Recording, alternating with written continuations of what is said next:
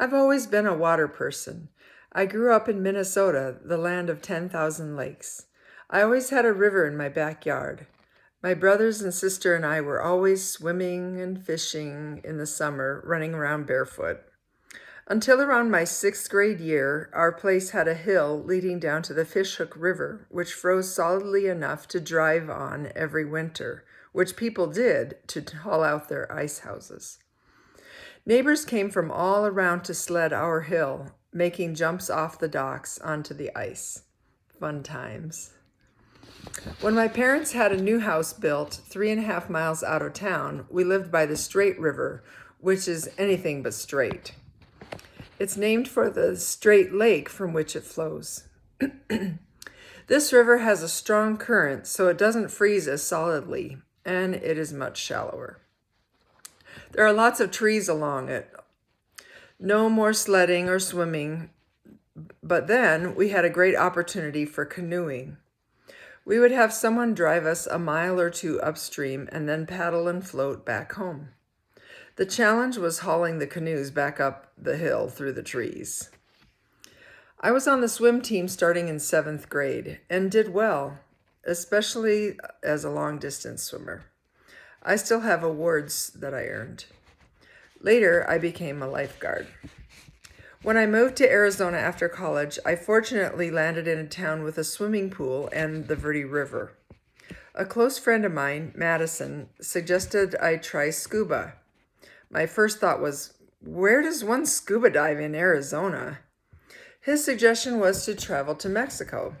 So I made repeated 2-hour trips down to Phoenix to become certified.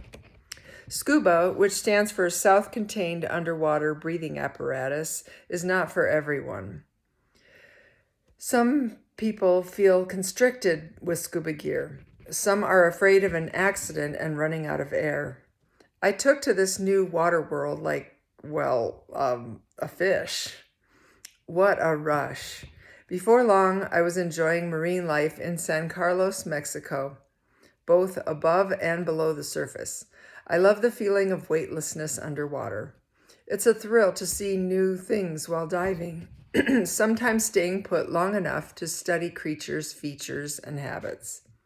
Madison and I always brought collection bags to clean up any garbage that we found. On one occasion, after we were done with our dive, I was snorkeling around in the smaller bay in which we were anchored. I saw a large garbage bag on the bottom, about 40 feet down. I free dove to get it, but it was squishy and turned out to be a black sea slug with eerie, beady eyes peering from appendages. Cool. I let him go on his way, but it was a treat to follow his movements from above for a while. Another time, we dove on a sunken ferry boat. It was a bit murky. Madison grabbed my fin to get my attention. When I turned, I thought I was looking at a shark, but it was a young whale shark, which is in the whale family, not a shark. It took my breath away. Over the years, I have seen sharks, sea turtles, sea snakes, and all manner of fish, rays, and urchins. We even got in the middle of a pod of dolphins while boating around San Carlos Bay. There were hundreds, perhaps thousands of them. We cut the engine and watched them until they swam away. During these trips, I often swam from the hotel to a small island a mile offshore. Madison would circle around with the boat to make sure I was safe. These fond memories remind me that life is precious.